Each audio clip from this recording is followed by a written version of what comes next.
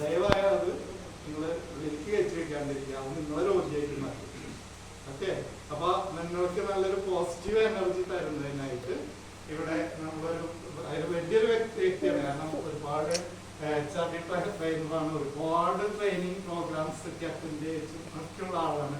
പക്ഷെ ആള് ഈ ചെറിയ പ്രോഗ്രാമിനൊന്നും വരാറില്ല. പക്ഷെ ഞാൻ വിളിച്ചപ്പോഴാണ് വരും. കാരണം എന്താ പറയുക, പുള്ളി അങ്ങനെയാണ്. പുള്ളിക്ക് ഇങ്ങനത്തെ ഒരുപാട് നല്ലൊരു മനസ്സുള്ള ഒരു വ്യക്തിയാണ് ഹരീഷ് ബാബു സാറ്. അദ്ദേഹത്തിന് ട്രെയിനിങ് പ്രോഗ്രാമിലേക്ക് ഇൻവൈറ്റ് ചെയ്യുന്നു. അതിനോടൊപ്പം എൻ്റെ ഏറ്റവും വലിയ ക്ലോസ് ഫ്രണ്ടാണ് സുനിൽ. അദ്ദേഹങ്ങളുടെ ചാലക്കുടി വാർത്ത എന്നുള്ള ചാനലും അവിടെ SCV ചാനലിലായിരുന്നു. അപ്പൊ അദ്ദേഹം എനിക്ക് എപ്പോഴും പ്രോത്സാഹനം തരുന്ന ഒരു വ്യക്തി. കാരണം ഞാൻ എൻ്റെ വളർച്ചയിൽ ഏറ്റവും കൂടുതൽ എന്നെ ഹെൽപ്പ് ചെയ്തിട്ടുള്ള വ്യക്തിയാണ് സുനിൽ. കാരണം ആ ബാക്കിൽ നിന്നൊരു സപ്പോർട്ടാണ് സുനിൽ എനിക്ക് എപ്പോഴും തന്നുകൊണ്ടിരുന്നത്. അപ്പൊ സുനിലിനെ ഞാൻ സ്വാഗതം ചെയ്യുന്നു. ഹരീഷ് ബാബു സാർ സുനിൽ അതിന് സംസാരിക്കുന്ന സാറിന്. അപ്പൊ ഹരീഷ് ബാബു സാറിനെ ഞാൻ സ്വാഗതം ചെയ്യുന്നു. ഈ പ്രോഗ്രാം നിങ്ങൾ എല്ലാവരും പാർട്ടിസിപ്പേറ്റ് ചെയ്യണം. നല്ല നിങ്ങളുടെ ജീവിതത്തിന് ഒരു വഴിത്തിരിവാക്കി മാറ്റണം. Okay, thank you. നമസ്കാരം. അനുഗ്രഹിച്ചേക്ക് നന്നായിക്കോട്ടെ. കേരളത്തിന്റെ വിവിധ ഭാഗത്തു നിന്നുള്ളവരാവുന്നതല്ലേ. എന്തായാലും നമ്മൾ കുറെ ട്രീറ്റ്മെന്റ് ഒക്കെ നടത്തിയിട്ടാണ് ഇവിടെ എത്തിയത്. അപ്പോൾ ഡോക്ടർ പറഞ്ഞൊരു കാര്യം സ്ട്രൈക്ക് ചെയ്തത്, അവിടെ ഒന്നും മാറിയിട്ടില്ലെങ്കിൽ നമുക്ക് കുഴപ്പമില്ല. ഇവിടെ മാറിയിട്ടില്ലെങ്കിൽ പ്രശ്നമാണ്. ഞാൻ 8 കൊല്ലം മെഡിക്കൽ ഉറപ്പായി നടന്ന ആളാണ്. ഇത് നിർത്തിയ പണി. കാരണം നമ്മുടെ ആരോഗ്യത്തിൽ വലിയ ശ്രദ്ധ എല്ലാ ഡോക്ടേഴ്സിനും എല്ലാ ടൈമുള്ളത്. എനിക്ക് 5ാം ക്ലാസ്സിൽ പഠിക്കുന്ന അച്ഛന് അനുഭവം കൊടുന്ന് വന്നിട്ട് ഞാൻ ഛർദ്ദിച്ചിട്ട് കുടലിൽ ട്വിസ്റ്റായി സർജറി കാലേ മാറും. പക്ഷെ അച്ഛൻ്റെ ഒരു കൂട്ടുകാരുണ്ട് ഡോക്ടർ. അദ്ദേഹം 100-110 മാർക്ക് പഠിച്ചിട്ടില്ല. പണ്ടൊക്കെ അങ്ങനെയുണ്ടോ, 110 മാർക്കിന് ക്വസ്റ്റ്യൻ ഉണ്ടാവുന്നത്. 100 എഴുതിയത് ഇയാൾ 110 എഴുതിയിട്ട് ആ മാർക്ക് പഠിക്കുന്ന ആളും. അപ്പൊ അദ്ദേഹം എന്നെ ചെയ്തത്, 5ാം ക്ലാസ്സിൽ പഠിക്കുന്ന ഞാൻ വളഞ്ഞു പോയി. എന്നിട്ട് എൻ്റെ ഒരു കൂട്ടുകാരുണ്ട് പൂലനായിട്ട്. അച്ഛനോട് ഞാൻ ചോദിച്ചു, അച്ഛാ ഞാൻ പുഷ്പന്റെ പോലെ പൂലനാവുമെന്ന് ചോദിച്ചു. അങ്ങനെ ഈ ഡോക്ടർക്ക് ഉണ്ടായപ്പോൾ ദേവദാസ് ഡോക്ടർ, അദ്ദേഹം എന്നെ 15 ദിവസം ഒന്നും കഴിപ്പിച്ചില്ല. ഗ്ലൂക്കോസ് മാത്രം കയറ്റിയിട്ട് 15 ദിവസം കഴിഞ്ഞാൽ എനിക്കൊരു ടീസ്പൂണിൽ തന്നെയുള്ള എൻ്റെ കുടലിലേക്ക് ഇഷ്ടമായത് 15 ദിവസം കൊണ്ട്. വേറൊരു ഡോക്ടറാണ് എന്നെ കീറിയിട്ടുണ്ടാവും. പിന്നീട് ഞാൻ ഈ ക്ലാസ് ഒക്കെ തുടങ്ങി നമ്മുടെ മനുഷ്യശരീരത്തിനെയും ആയുർവേദം ഇതൊക്കെ പഠിക്കാൻ തുടങ്ങിയപ്പോഴാണ് ജലം വലിയൊരു ഔഷധമാണെന്ന് മനസ്സിലായത്.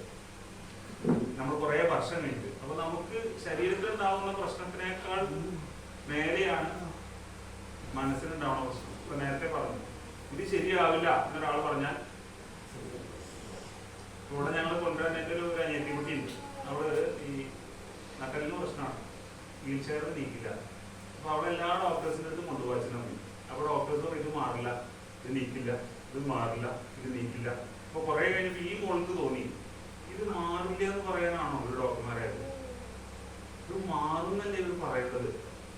മാറ്റി എന്നുള്ള ടീച്ചറിന്റെ കയ്യില് പഠിച്ചതിന്റെ കയ്യില് ഇവര് എന്തുകൊണ്ട് ഇത് പറയുന്നില്ല?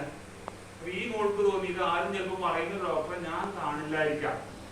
അപ്പൊ അവള് തീരുമാനിച്ചത് ഞാനൊരു ഡോക്ടറായിട്ട് ഞാൻ എല്ലാവരോടും പറയാം. അപ്പൊ ആരും അവളെ സമ്മതിച്ചില്ല. കാരണം വീൽ ചെയറിൽ നീക്കാൻ വയ്യ, സെക്കൻഡ് ഗ്രൂപ്പ് എടുക്കണം, ലാബിൽ കാരണം തോന്നുന്നു. അങ്ങനെ എല്ലാവരും എതിർത്തു. നീറ്റ് എന്നുള്ള പരീക്ഷയാണ് അറിയാലോ. അത് 3 പ്രാവശ്യം നീറ്റ് പാസ്സായിട്ട് ഈ കുട്ടീനെ ചേർത്തില്ല. 3 പ്രാവശ്യം ക്വാളിഫൈ ആയിട്ട്. കാരണം അവർക്ക് പറ്റില്ല. ടീച്ചർമാരൊക്കെ അവള് അങ്ങനെ സങ്കടം വന്ന് എഴുതും, കവിത എഴുതും. അതൊരു ടീച്ചറെ കണ്ടുപിടിച്ച് കവിതാ പുസ്തകം ഇറങ്ങി. പിന്നെ ശരീരം ഭയങ്കര ഭാരക്കുറവാണ്. അപ്പൊ ആ വീട്ടുകാരെ വരെ പറഞ്ഞു മറ്റേ ഗ്രൂപ്പ് എടുത്ത ലാബൊക്കെ ഫസ്റ്റ് ഫ്ലോറിലാവും, കയറാനൊന്നും പറ്റില്ല. എന്നോട് പറഞ്ഞില്ല ചേട്ടാ, ഞാൻ ദൈവത്തിന് അത് ചീത്ത പറഞ്ഞില്ല. കാരണം ഇങ്ങനെയൊക്കെ ശരീരം ഭാരം കുറച്ചിട്ടാണോ ഒരു കുട്ടിയെ സൃഷ്ടിക്കുക? പിന്നെ ആ കുട്ടി മറ്റേ +1 ചേർന്ന് കഴിഞ്ഞപ്പോഴാണ് അവള് പറഞ്ഞത്, എന്നോട് പറഞ്ഞ വാക്കുതാണ്, എന്റെ ശരീരം ഭാരം കുറച്ചതിന് ഞാൻ ഈശ്വരനോട് നന്ദി പറയാൻ തുടങ്ങിയ ചേട്ടാ. കാരണം എന്റെ കൂട്ടുകാരികളും എന്നെ എതിർത്തിട്ടാണ് ചേർത്തിക്കൊണ്ടിരിക്കുന്നത്.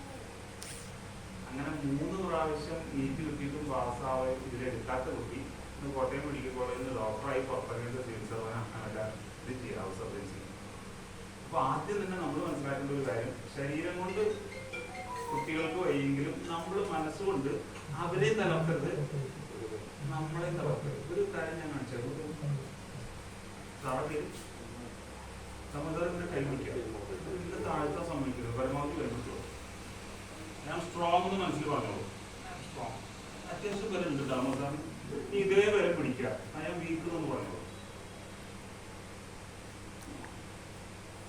ഒന്നുമില്ല, അഡ്ജസ്റ്റ്മെന്റ് ഒന്നും ഇല്ല. ഇതെന്ത് എന്ത് മനസ്സിലായി?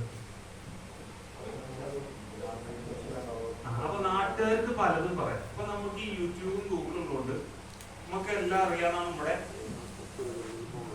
മൾട്ടിപ്പിൾ സ്ക്ലെറോസിസ് എന്നൊരു അസുഖമുണ്ട്. വെറുതെ ഗൂഗിളിൽ നോക്കാം. ഇൻക്യൂറബിൾ എന്നാണ് ഗൂഗിളമായി പറയാം.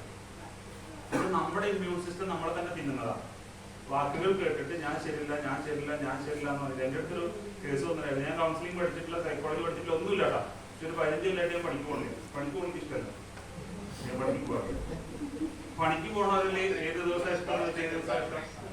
കാരണം ഒന്ന് പഠിക്കണ്ട. എനിക്കൊരു പണിയല്ല, ഇതിന്റെ പാഷൻ എൻ്റെ ഇഷ്ടമാണ്. പിന്നെ ഞാൻ ബേസിക്കലി പന്തളിക്കാരനാണ്. പന്തളിക്കാരനായതുകൊണ്ട് കോളേജിലൊക്കെ ചെന്നിട്ട് ഞാൻ ട്രെയിനറുള്ള പന്തളിക്കാരനെന്ന് പറഞ്ഞ കുട്ടികളെ നമ്മൾ പറയും. കാരണം ഈ ട്രെയിനിങ് കണ്ടിട്ട് പിള്ളേരാകെ ഭ്രാന്തായിട്ടിരിക്കുകയാണ്.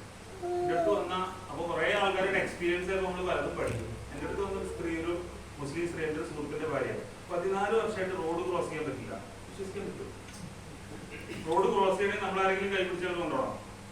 അല്ലെങ്കിൽ അവിടെ നിന്ന് ഓട്ടോക്കാരനെ വിളിച്ചിട്ട് അങ്ങോട്ട് പോകണ്ടാവും പറയും 5 രൂപ കൊടുക്കും. കാരണം എന്താ അറിയോ? ഒരു ഓട്ടോ ഇടിച്ചിട്ട് ഒരാൾ മരിക്കണത് ഈ ചേച്ചിയോട് കണ്ടതാണ്. ഒറ്റ വലിയ പിന്നെ ഈ പേടി കാരണം അത് കടക്കാൻ പറ്റൂല. 14 കൊല്ലായി. പെരിന്തൽമണ്ണ നമ്മുടെ ഒരു കൂട്ടുകാരുടെ ഓഫീസിൽ ഞാൻ വളരെ സംസാരിച്ചു. പിന്നെ അരമണിക്കൂർ കഴിഞ്ഞപ്പോൾ ഈ ഇത്തങ്ങനെ വന്നിട്ട് ബാഗ് കട്ടത്തിൽ ഒറ്റ പോക്കറോട് ഓഫീസിൽ. അപ്പോൾ ഭാര്യയും 3 പെൺകുട്ടികളും, ഭർത്താവ് 3 പെൺകുട്ടികളും എന്നോട് ചോദിച്ചു, നിങ്ങളിപ്പോൾ എന്ത് ചെയ്തു ചോദിച്ചു. ഇതിനാണോ 14 കൊല്ലം? അപ്പൊ നമ്മുടെ മനസ്സ് ഭയങ്കര പ്രശ്നം ഉണ്ടാകും. നമ്മളെ കുറിച്ച് ഇല്ലാത്തത് നാട്ടിൽ പറഞ്ഞാൽ നമുക്ക് ഇഷ്ടാവോ? ഇല്ലല്ലോ, ഉറപ്പല്ലേ? എതിരഭിപ്രായമില്ലല്ലോ. വെറുതെ ഇല്ല കേട്ടോ മനുഷ്യന്മാരെ പൊട്ടന്മാരെ. നമ്മളെ കുറിച്ച് ഇല്ലാത്തത് പറഞ്ഞാൽ എന്തിനാ ദേഷ്യം വരെ ഇല്ലാത്തല്ലേ? ഒരാളെ എന്നെ കുറിച്ച് പറഞ്ഞു എനിക്ക് ഭ്രാന്താണ്. എനിക്കറിയാലോ എനിക്ക് ഭ്രാന്തില്ല. അത് പറഞ്ഞെങ്കിൽ ഞാൻ ഭ്രാന്താന്ന് വെച്ചാൽ ഞാൻ തന്നെ തീരുമാനിച്ചു എനിക്ക് ഭ്രാന്താണ്. ഞാനത് കോളേജ് വലിയ സൈക്കോളജി ഉണ്ടോ നമ്മളെ കുറിച്ച് ഇല്ലാത്തത് പറഞ്ഞാൽ നമുക്ക് ദേഷ്യം ഉണ്ടാവണം പറഞ്ഞാൽ അതിൽ വലിയ മണ്ടത്തിലുണ്ടോ? ഈ ചാനൽ മുഴുവൻ തുറന്ന ഇല്ലാത്ത പറഞ്ഞതല്ലേ പറഞ്ഞു. മരം വെട്ടി പേപ്പർ ഉണ്ടാക്കി ആ പേപ്പറിൽ മരം വെട്ടുന്ന മനുഷ്യൻ അല്ലേ? സിനിമ കാണുമ്പോൾ ഒരു പരസ്യം കേട്ടിട്ടുണ്ടോ? എന്ത് നല്ല ജീവിതമായിരുന്നു. ഒരു ഭർത്താവ് 2 കുട്ടികൾ, സിഗരറ്റും പാൻപരാക്കാരൻ അവിടത്തോളം എല്ലായിടത്തും പോകാൻ. ഇത് ഗവൺമെന്റിന്റെ പരസ്യമാണ്. ഇത് കണ്ടതിന് ചിരിച്ചിയാവും. ഞാൻ കുട്ടികളുടെ ക്ലാസ് എടുക്കുന്നത് പറയാറുണ്ട്. ഇത് വിൽക്കാനാരാണ് കൊടുത്ത്? ഇതേ പൊട്ടന്മാര്. ഈ പൊട്ടന്മാർ ഇവിടെ ഓർവൽക്കരിക്കുകയാണ് ഇത് കഴിക്കരുത് പറഞ്ഞു. ഇത് ഞാൻ നിങ്ങളോട് പറയണം, നമ്മളൊരു നോർമൽ സൊസൈറ്റിയിലാണോ അല്ലേ? അതാണ്. ഇപ്പൊ കഴിഞ്ഞ ഞാൻ വന്നപ്പോ നമ്മുടെ കേസായതിനായിട്ട് ഞാൻ വരാതിരുന്നത്. ആ സമയത്ത് ഇങ്ങനെ വന്നപ്പോ ആർമി നോർമൽ വരുമ്പോ ഒരു കുട്ടി മുന്നിൽ നിന്നിട്ട് അവൾ പറഞ്ഞു അവനാ അവളോ യെസ് മറ്റുള്ളവർക്ക് സംശയമാണ് അവനെ ഉറപ്പുണ്ടാവും നോർമലാണ്. ഇവിടെ വന്നിട്ട് നിങ്ങൾ മനസ്സുകൊണ്ട് ഒരു വാക്ക് പറഞ്ഞ് എനിക്ക് പറ്റില്ല എന്ന് പറഞ്ഞാൽ പറ്റാതെ ആകുന്നുണ്ടെങ്കിൽ